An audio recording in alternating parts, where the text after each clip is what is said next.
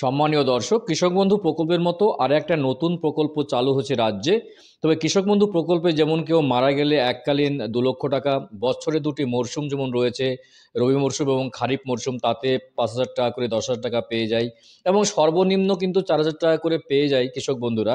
তেমনি নতুন এই প্রকল্পে এককালীন 2 লক্ষ টাকা করে এবং আরও বেনিফিটস রয়েছে আপনাদের জন্য। নতুন এই প্রকল্প কি এবং কিভাবে আবেদন করবেন, কারা কারা টাকা পাবে নতুন এই প্রকল্পে, সমস্ত কিছু জানিয়ে দেবো আজকের ভিডিওতে। ভিডিও শুরুতেই ছোট্ট একটা রিকোয়েস্ট, চ্যানেলে প্রথমে থাকলে অবশ্যই চ্যানেলটি সাবস্ক্রাইব করে পাশের ঘন্টাটি বাজিয়ে রাখবেন এই ধরনের গুরুত্বপূর্ণ আপডেট বা নোটিফিকেশন পাওয়ার জন্য। তো চলুন দেখে নেই নতুন এই প্রকল্প সম্পর্কে বিস্তারিত।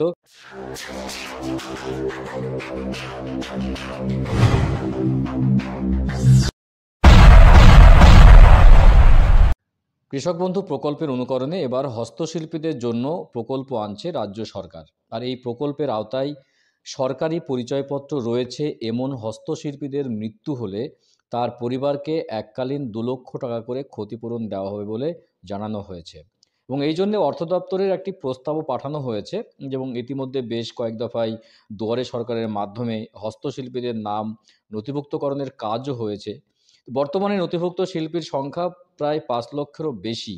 তাদের সকলকে পরিচয়পত্র দেওয়া হয়ে থাকে এবং নবান্ন সূত্রে খবর যে মূলত পরিচয়পত্র আছে এমন হস্তশিল্পীদের পরিবারকেই কিন্তু এককালীন ডেথ বেনিফিটের সুবিধা পাবেন বলে ঠিক করা হয়েছে। তো বুঝতে পারছেন ভিউয়ার্স যে কৃষক বন্ধু প্রকল্পের অনুকরণে যেমন কৃষক বন্ধু প্রকল্পে এককালীন 2 লক্ষ টাকা দেওয়া হয় কোনো কৃষকের মৃত্যু হলে, ঠিক তেমনি হস্তশিল্পীদের ক্ষেত্রেও তাই প্রকল্প নিয়ে আসছে যে এককালীন 2 লক্ষ টাকা দেওয়া হবে যে হস্তশিল্পীর মৃত্যু ঘটবে এবং তাদের পরিচয়পত্র আছে তাদেরকে কেবল দেওয়া হবে বলে জানানো হয়েছে।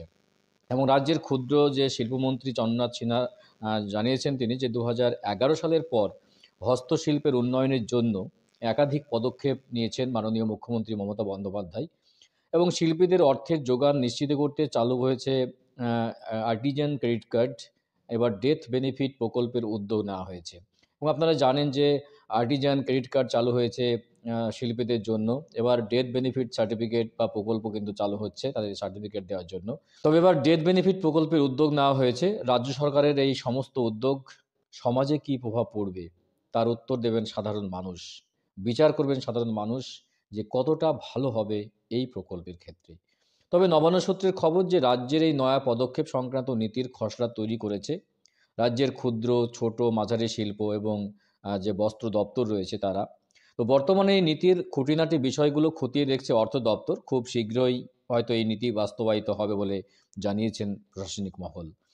এবং জানা যাচ্ছে যে রাজ্যের প্রতিটি জেলাতেই কোনো না কোনো ধরনের হস্তশিল্পের কাজ হয়। কোথাও ডোকরা তো কোথাও মুখোশ শিল্প জনপ্রিয় হয়ে উঠেছে বিভিন্ন রাজ্যের বিভিন্ন জেলায় বিভিন্ন জায়গায়।